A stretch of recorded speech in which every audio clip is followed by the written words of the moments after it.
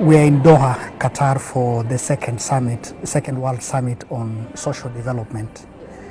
This is the second time that the world is coming together to discuss issues of social development after 30 years.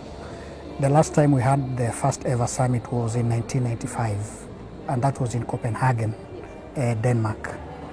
So it has taken us 30 years again to come together as a global community to discuss issues that concern social development. So the purpose of the summit in Copenhagen and also the current one is to discuss, I would say, three main things.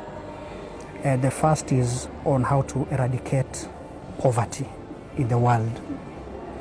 The second is how to improve or create employment. And the third is to achieve social inclusion. Okay? And you'll agree with me that these are problems which are as relevant today to the world as they were 30 years ago. You know, this summit is happening at a very critical time when the president is chairing the African group at the UN. Kenya right now is the chair of the African group at the United Nations in New York. So while here, he'll be speaking first on behalf of the African continent because Kenya is the chair, and then second as the head of state of the Republic of Kenya. So at the national level, we see that the president will seek to achieve three things. You know, the first is to, showcase some of the things that Kenya has been able to achieve in the form or in the area of affordable housing, for instance.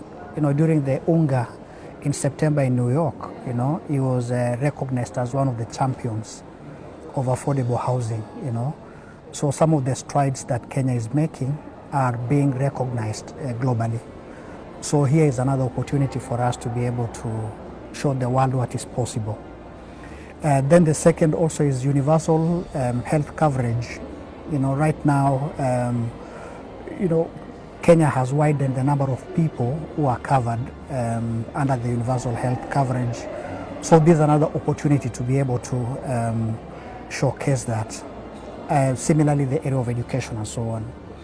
So that's the first opportunity. But the second and more importantly is to shine the spotlight back on issues of development.